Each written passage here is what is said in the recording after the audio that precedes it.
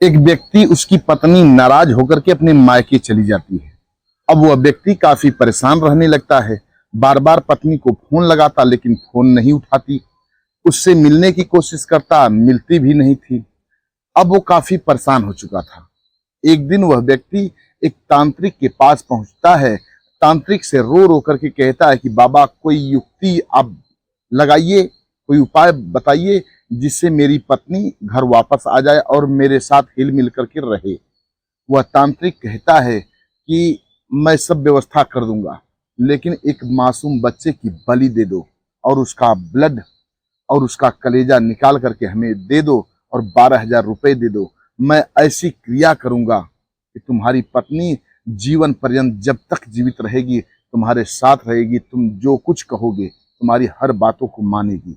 जब इतनी बात वह व्यक्ति सुना, फिर इसके बाद वह व्यक्ति अपने ही भतीजे को मौत के घाट उतार दिया।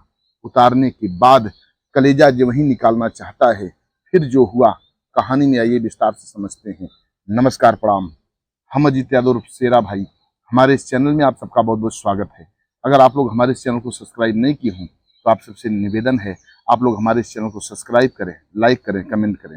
ये सच्ची घटना राजस्थान के अलवर के मुंडावर थाना क्षेत्र के सराय कला गांव की एक हकीकत घटना है।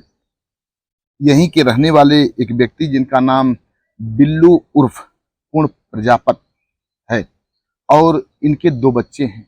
बड़े वाले बेटे का नाम बिंटू और छोटे वाले बेटे का नाम मनोज है। जो बिंटू है, उसकी पत्नी का नाम बबली है।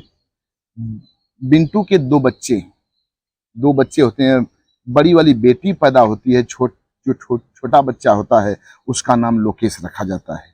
बेटी का नाम दिव्यांशी होता है। बेटी की उम्र 8 से 9 वर्ष के करीब और बेटे लोकेश की उम्र 6 वर्ष के करीब होती है। अब जो छोटा भाई बिंटू का मनोज था, उसकी शादी एक गीता नामक लड़की से होती है। बिंटू की पत्नी और मनोज की पत्नी दोनों सगी बहनें। अब दोनों बहनें एक ही घर में रहती थी। कुछ दिन बाद दोनों अलग अलग अपना रूम में रहने लगती हैं, दोनों अलग हो जाते हैं। अब जो मनोज था, एक काफी शराब पीने लगता है, शराब का आदी हो जाता है। पत्नी परेशान हो जाती है। घर में खाने के लाले पड़ रहे थे, लेकिन पति मेहनत मजदूरी करके किसी तरह से पैसे का इंतजाम करके दिनों रात शराब पीता था।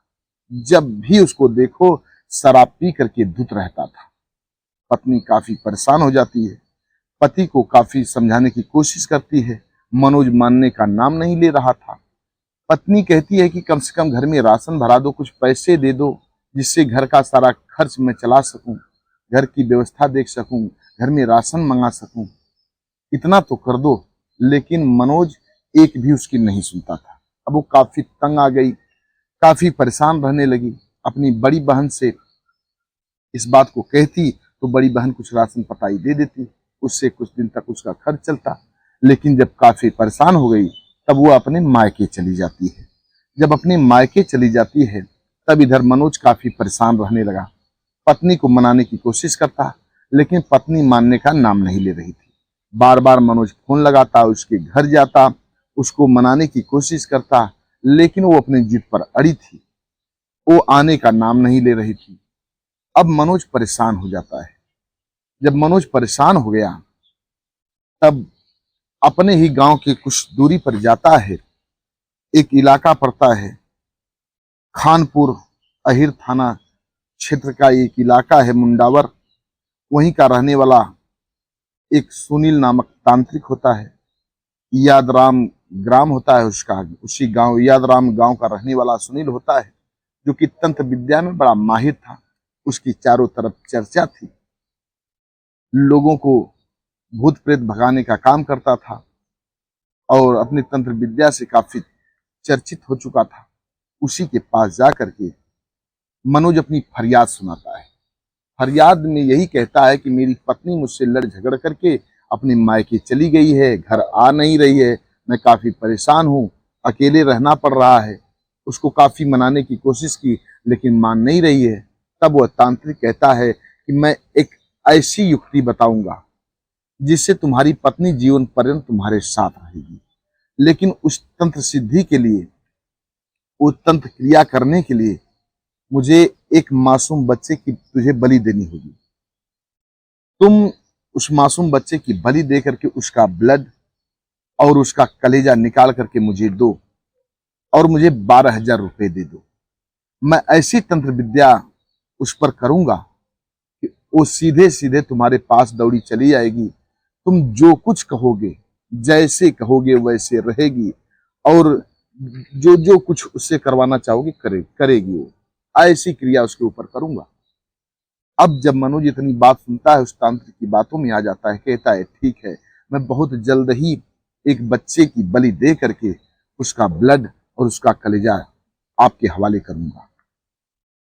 अब मनोज अपने घर आता है।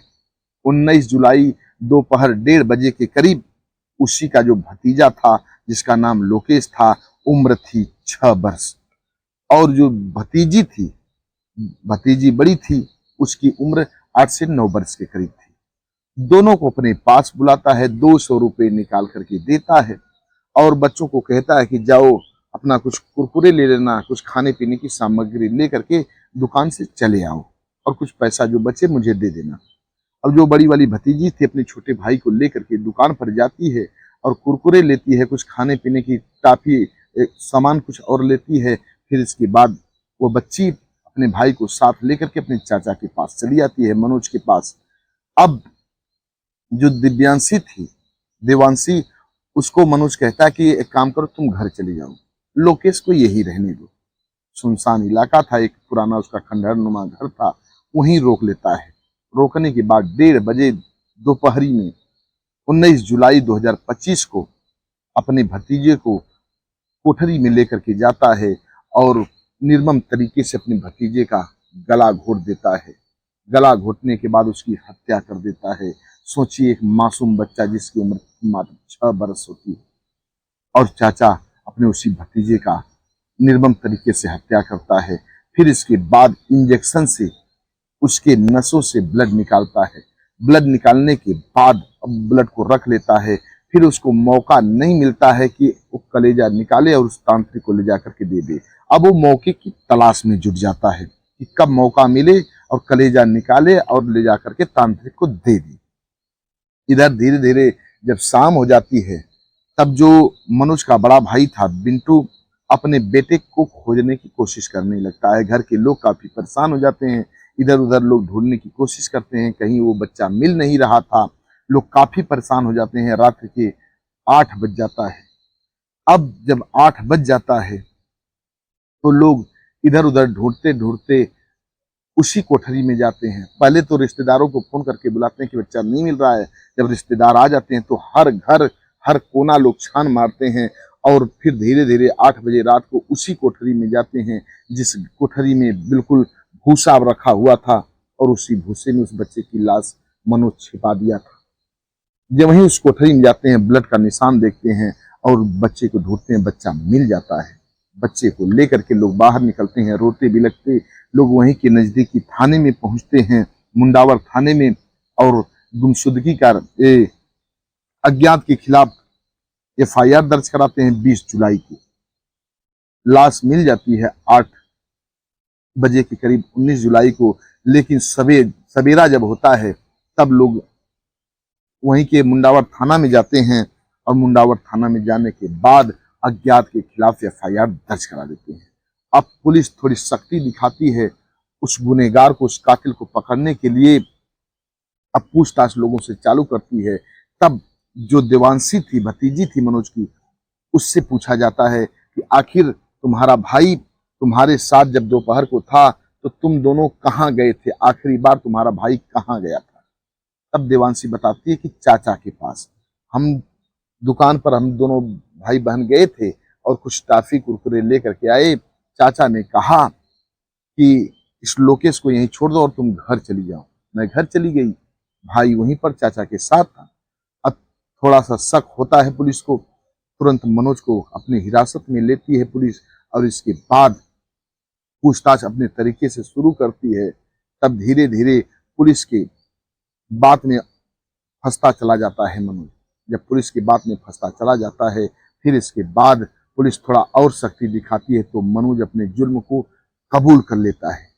पुलिस सारी सच्चाई जब उससे उगलवाती है तब सारे रहस्य से पर्दा हटाता है और बताता है कि मैं अपनी पत्नी के लिए, अपनी पत्नी को मनाने के लिए तांत्रिक के कहने पर अपने भतीजे की हत्या कर दी। उसके नस से इंजेक्शन के द्वारा ब्लड निकाल करके और उसको एक जगह एकत्रित किया। फिर इसके बाद उसके कलेजे को निकालने के लिए मौके की तलाश में था, लेकिन मौका नहीं मिला। ये 21 जुलाई 2025 को पुलिस गिरफ्तार करती है मनोज को। फिर इसके बाद अब उस तांत्रिक को गिरफ्तार करने के लिए जुट जाती है पुलिस।